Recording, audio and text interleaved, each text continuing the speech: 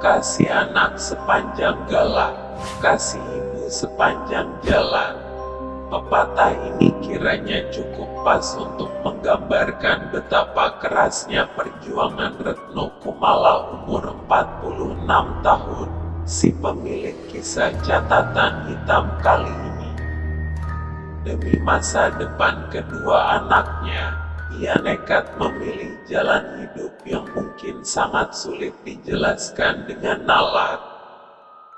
Ia rela kawin dengan genderuwo. Ini ia lakukan bukan semata-mata karena ia mendambakan hidup bahagia dengan limpahan harta dari suaminya yang berasal dari dunia gaib tersebut.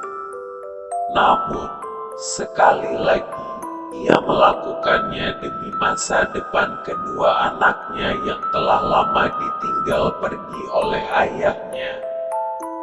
Tapi, bagaimana kenyataan selanjutnya yang harus ia hadapi? Kepada pengasuh rubrik kesayangan ini, Retno Kumala mengisahkan catatan hitam hidupnya itu secara lengkap. Selamat mengikuti. Kehidupan rumah tanggaku pada awalnya sangat bahagia. Suamiku, Warijo, seorang pria yang sangat bertanggung jawab. Ia juga ayah yang baik dan sangat menyayangi ketiga anaknya. Suatu saat kami harus pindah dari Surabaya ke Palembang. Maklum saja, ketika itu Mas Warijo dimutasi ke kantor cabang perusahaan tempatnya bekerja dengan posisi dan jabatan, juga gaji yang tentu saja jauh lebih baik. Semula kami berharap akan mendapatkan kehidupan yang lebih bahagia lagi di tempat baru ini. Namun justru di kota Empeh inilah kepahitan itu berawal. Ya, tragedi itu bermula dari vonis kanker otak terhadap anak ketiga kami, Bambang Prihandoko, yang ketika itu baru berumur 3,5 tahun. Kenyataan ini sungguh memukul batinku, juga batin suamiku. Sejak si bungsu divonis mengidap kanker otak, kulihat Mas Warijo sering melamun seorang diri. Memang, dibanding kedua anaknya yang lain, Mas Warijo jauh lebih menyayangi si bungsu. Sebab sejak bayi merah anak ini memang sering sakit-sakitan sehingga membutuhkan perhatian ekstra dari kami. Mungkin karena itulah tumbuh kasih sayang yang sangat besar dari kami berdua, terutama Mas Warijo yang pernah menyebut Bambang sebagai anak yang akan memiliki banyak keajaiban. Sebab ketika aku mengandungnya, Mas Warijo mengaku sering bermimpi ditemui seorang kakek bersorban putih mirip sosok wali yang menitipkan anak padanya. Namun, mimpi hanyalah mimpi. Kenyataan tetap berbicara lain. Meski biaya pengobatan si kecil ditanggung oleh asuransi kesehatan Askes dari perusahaan tempat Mas Warijo bekerja, namun karena penyakit yang diderita oleh Bambang relatif langka dan sulit disembuhkan, maka usaha kami membawanya berobat ke berbagai rumah sakit ternama di kota Palembang sepertinya hanya sia-sia saja. Bila sedang kumat, si kecil Bambang sering jatuh pingsan, dan kami tidak bisa berbuat apa-apa kecuali hanya membawanya ke rumah sakit untuk sekedar mendapatkan penanganan gawat darurat. Kami hampir putus asa menghadapi keadaan si bungsu. Puncaknya, pada musim libur Hari Raya Idul Fitri di tahun 2005 silam, kami sekeluarga memutuskan mudik ke kampung Pageku di Wonogiri, Jawa Timur. Di samping ingin berlebaran bersama keluarga, rencananya kesempatan ini juga akan kami gunakan untuk mencari cara alternatif guna mengobati penyakit Bambang. Manusia hanya bisa berencana, sedang Tuhan juga yang menentukan. Itulah yang terjadi. Seminggu setelah tinggal di rumah orang tuaku untuk menikmati liburan, dan sebelum sempat kami membawa Bambang berobat secara alternatif, ternyata Tuhan telah memanggilnya lebih dulu. Bambang menghembuskan nafas terakhirnya dalam gendongan ayahnya. Kepahitan ini terjadi hanya 3 hari setelah Hari Raya Idul Fitri. Betapa berdukanya kami sekeluarga karena kepergian Bambang jatuh pada hari yang semestinya penuh dengan kebahagiaan. Apalagi malam harinya Bambang masih sehat dan bermain-main dengan kami. Baru menjelang subuh ia pingsan setelah lebih dulu kejang karena menahan sakit pada kepalanya. Sampai akhirnya ia tak kuat lagi melawan rasa sakit itu. Kepergian si bungsu sungguh merupakan kehilangan yang teramat besar bagi kami. Sebagai ibu yang merawatnya sejak masih dalam kandungan, sudah barang tentu sulit bagiku untuk mengikhlaskan kepergiannya. Mas Warijo pun sepertinya merasakan hal yang sama. Namun sebagai lelaki ia sudah pasti jauh lebih kuat jika dibandingkan denganku. Buktinya, walau masih dalam kedukaan, karena masa liburan yang sudah habis, maka itu setelah selamatan 7 hari kepergian Bambang, Mas Warijo kembali ke Palembang untuk melakukan rutinitasnya sebagai seorang karyawan sebuah perusahaan swasta. Sementara itu aku sendiri lebih memilih untuk tetap tinggal di rumah orang tuaku.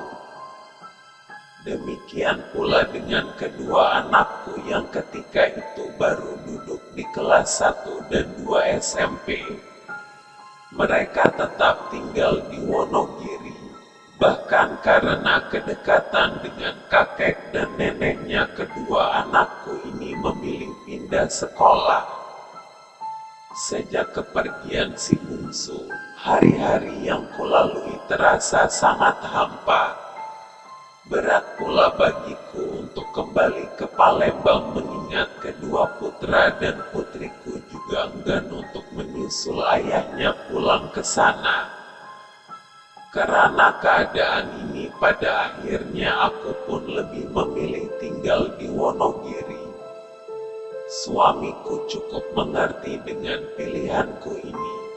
Ia tahu pasti kalau kondisi jiwaku masih sangat labil. 5 bulan berlalu sejak kematian si bungsu, Mas Warijo masih rutin mengiringi kami uang untuk biaya hidup setiap bulannya. Di bulan ke-6 sesuatu yang tak pernah kuduga sebelumnya terjadilah. Kiriman uang dari Mas Warijo tak kunjung tiba sesuai jadwal biasanya. Mendapati kenyataan ini, ku coba menghubunginya lewat ponsel miliknya, tapi ternyata mailbox. Ketika ku kontak lewat telepon kantor, pihak resepsionis malah mengatakan kalau Mas Warijo sudah mengundurkan diri sejak sebulan lalu. Berita ini benar-benar membuatku pusing 7 keliling. Mengapa Mas Warijo mengundurkan diri dari pekerjaan dengan tanpa terlebih dahulu meminta pendapatku, atau setidaknya memberitahuku? Apa yang telah terjadi dengannya? Mengapa ia begitu berani mengambil keputusan yang sedemikian gegabah? Apakah ia sudah mendapatkan pekerjaan lain yang jauh lebih menjanjikan? Setumpuk pertanyaan itu tak pernah kudapatkan jawabannya, sebab sejak kuterima berita itu Mas Warijo seolah telah menghilang dari jagat raya ini. Tak pernah secuil pun kudengar kabar tentang dirinya. Berulang kali kuhubungi nomor ponselnya, namun yang kudengar hanya suara operator yang mengatakan bahwa nomor tersebut tak dapat dihubungi. Betapa kecewa hatiku, sebab Mas Warijo pun sama sekali tak pernah mengontakku walau hanya sekejap saja. Kemana perginya Mas Warijo? Tak ada seorang pun yang bisa menjawabnya. Ia telah pergi tanpa pesan, meninggalkanku dengan 2 orang anak yang masih membutuhkan biaya hidup yang sangat besar, terutama untuk pendidikannya. Di tengah keputusasaan aku bertemu dengan sahabatku semasa SMA dulu. Sebut saja namanya Yuliana. Waktu itu aku sangat surprise melihat keadaan Yuliana yang sepertinya sudah jadi orang sukses. Ia bisa nyetir sendiri mobilnya yang bagus dan sangat mewah menurutku.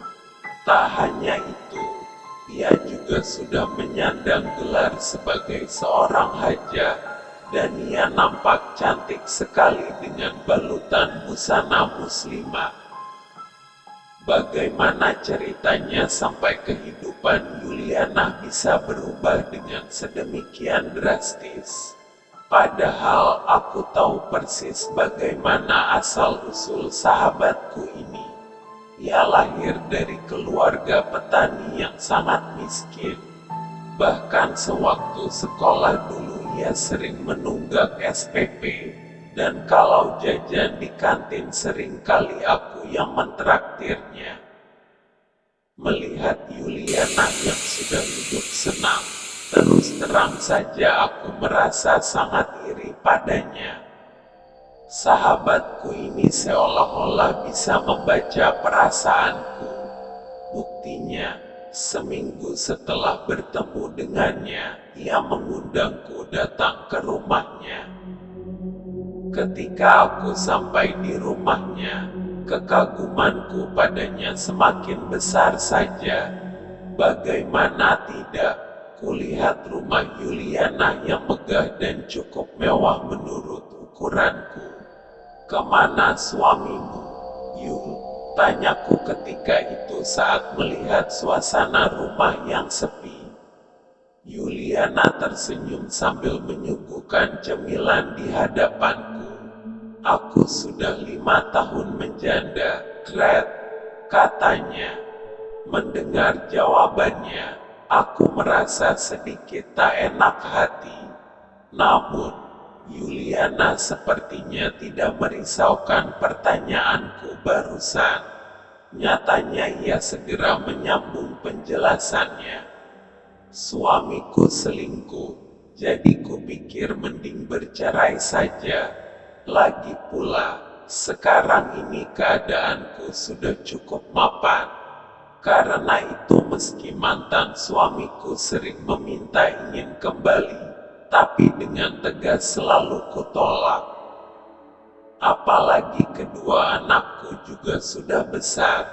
Mereka tidak pernah menanyakan bapaknya.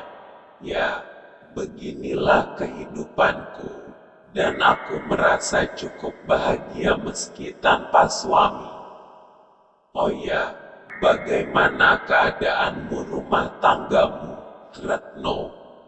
Karena ditodong pertanyaan seperti itu, akhirnya tanpa tedeng aling-aling ku ceritakan bagaimana porak-porandanya keluargaku. Sebagai sahabat, sepertinya Yuliana sangat tersentuh mendengar ceritaku. Ia berkata setelah menyimak ceritaku, aku ini tetap sahabatmu, Retno. Karena itu aku juga ingin melihat hidupmu bahagia. Masalahnya, apakah kau mau melakukan solusi yang akan kuberikan, dan apakah kau akan mempercayainya? Seperti apa solusi yang kau tawarkan itu, Yul? Aku balik bertanya. Kau harus kawin dengan genderuwo. Betapa terkejutnya aku mendengar jawaban dari mulut mungil sahabatku ini. Bagaimana mungkin Yuliana yang sudah menyandang titel sebagai seorang hajah itu sampai tega hati menawarkan solusi sesat itu padaku? Seolah bisa membaca keterkejutanku, Yuliana buru-buru menyambung ucapannya sambil tersenyum.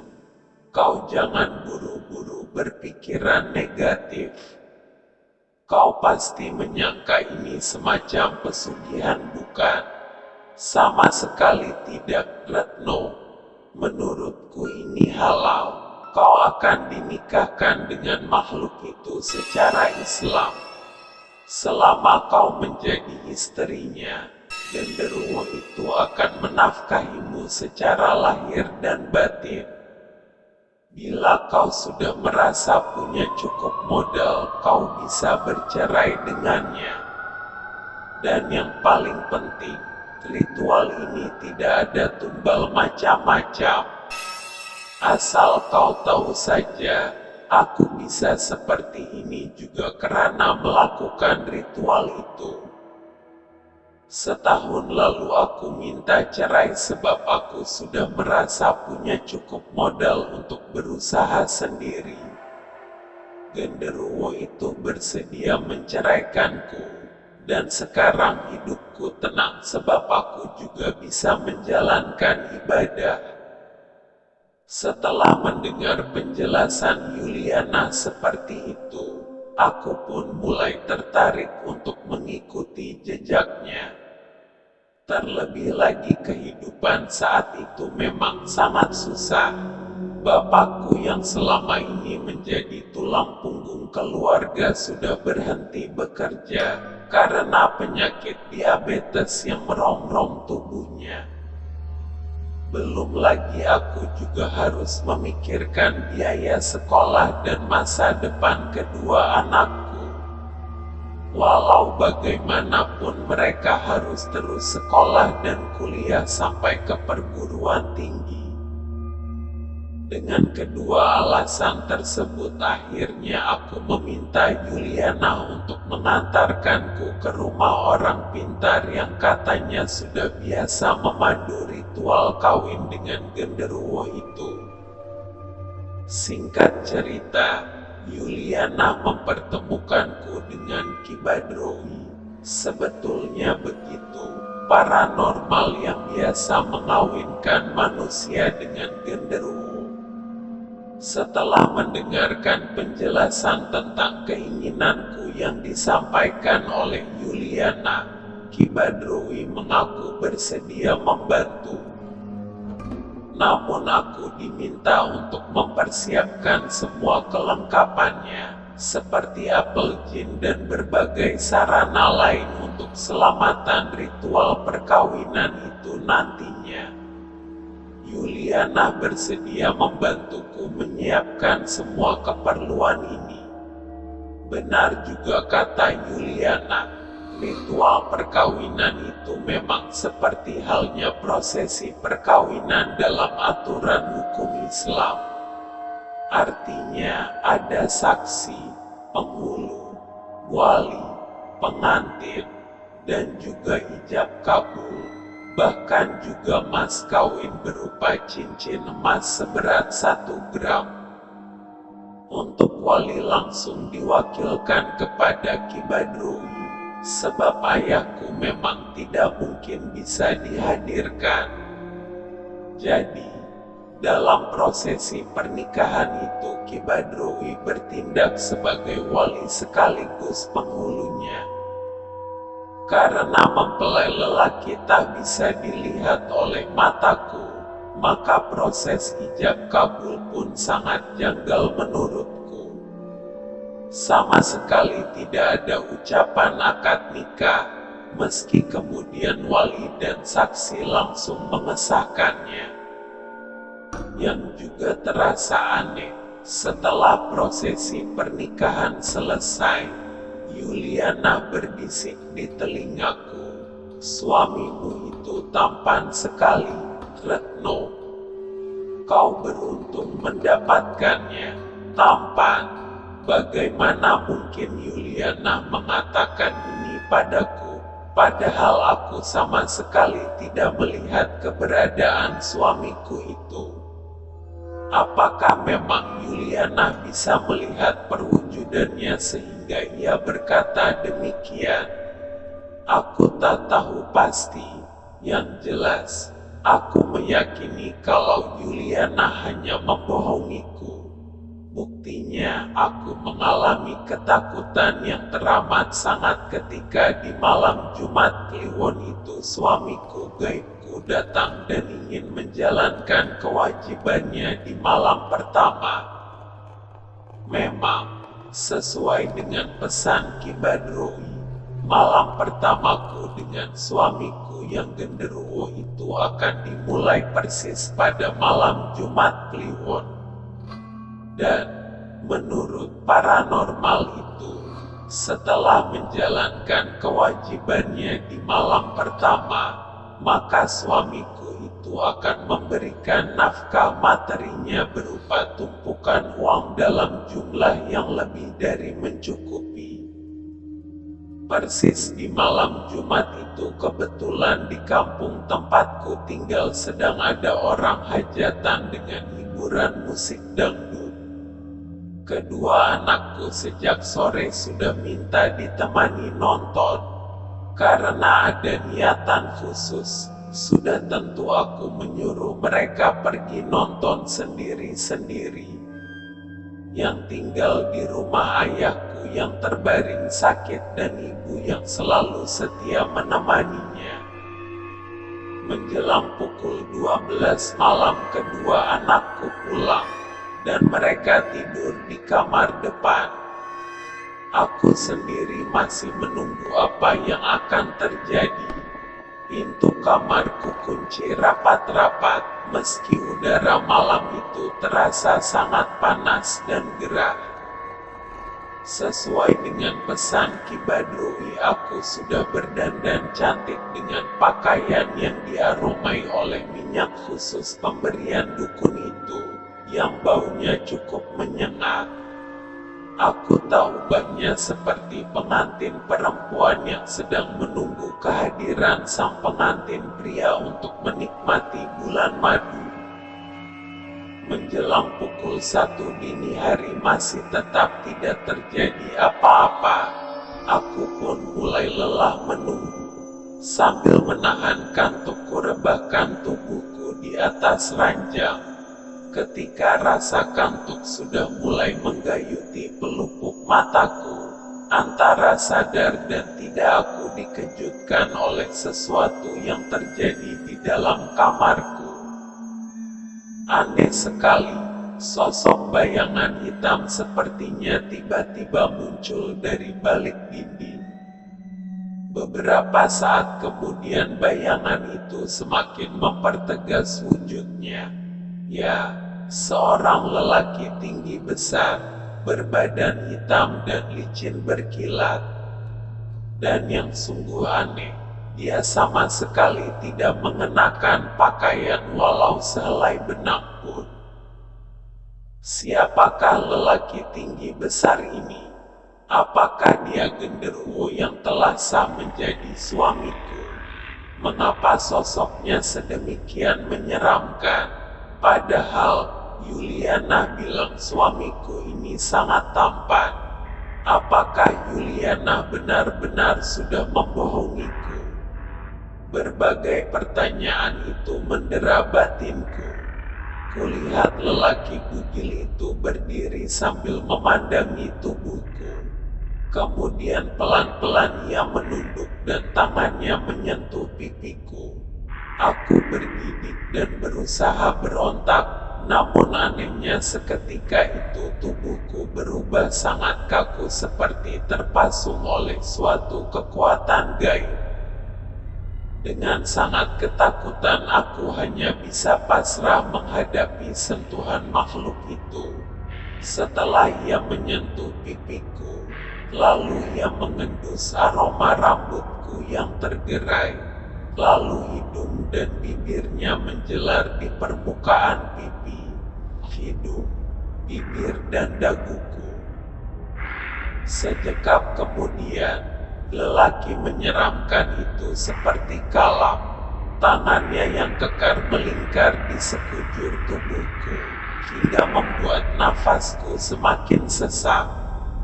Bibirnya melumat bibirku, dan sepasang kakinya yang licin mengkilat itu mengapit kedua belah kakiku dan berusaha mengangkangkannya.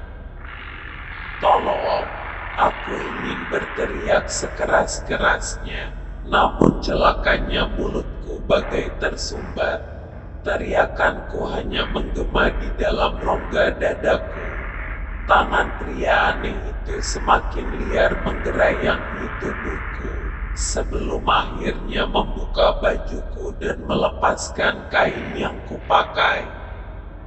Desa nafasnya yang memburu bagaikan sebuah kekuatan hipnotis yang membuatku hampir saja hilang kesadaran. Tetapi Tuhan menyayangiku. Dalam keadaan yang sangat kritis itu, tiba-tiba saja mulutku berucap dengan lantang, "Astagfirullah, Allahu Akbar, la haula wala quwata illa billah." Ya, sekali ini suara itu benar-benar keluar dari mulutku, dan yang terjadi di hadapanku sungguh sebuah kenyataan yang sulit dimengerti.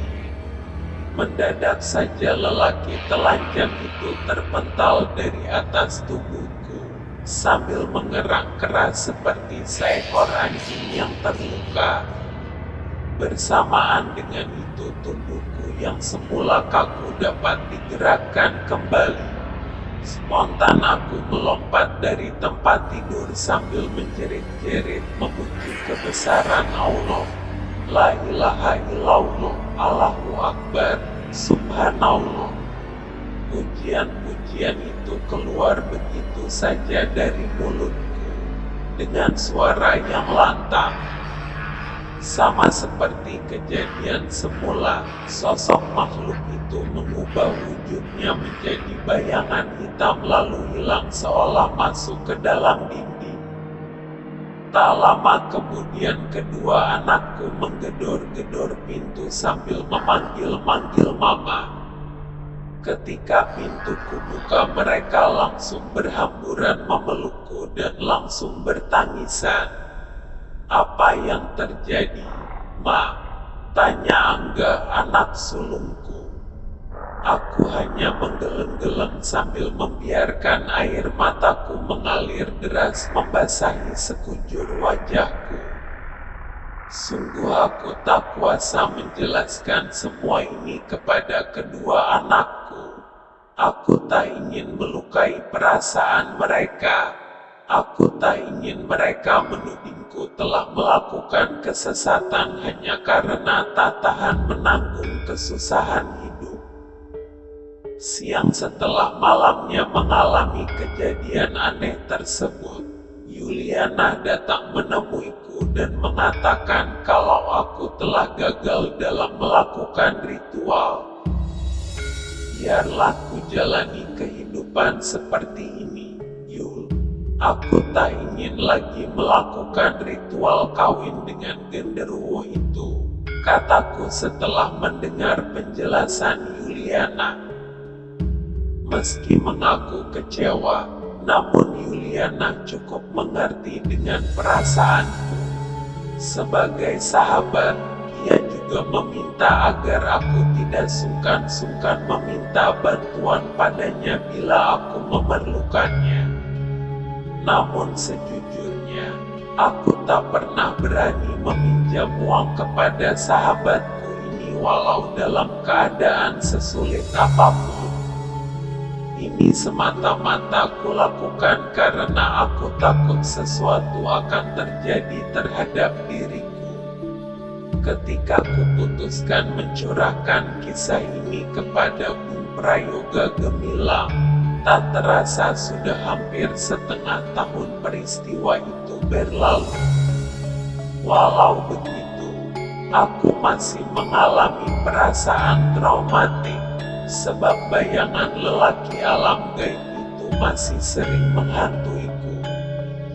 Ia sering datang dalam mimpiku dan menagih malam pertamanya padaku.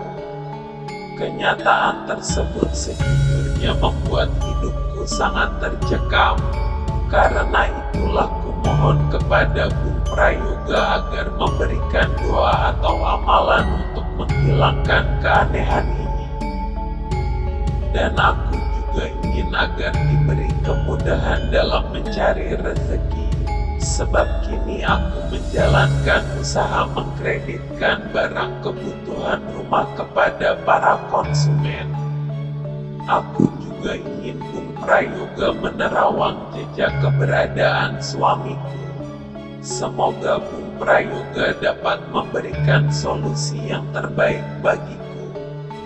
Tanggapan: amalan doa maha rezeki. Pengalaman hidup Mbah merupakan pelajaran yang sangat berarti. Karenanya jangan pernah meninggalkan untuk meminta perlindungan kepada Allah agar tidak tergelincir dan terhindar dari bujukan setan.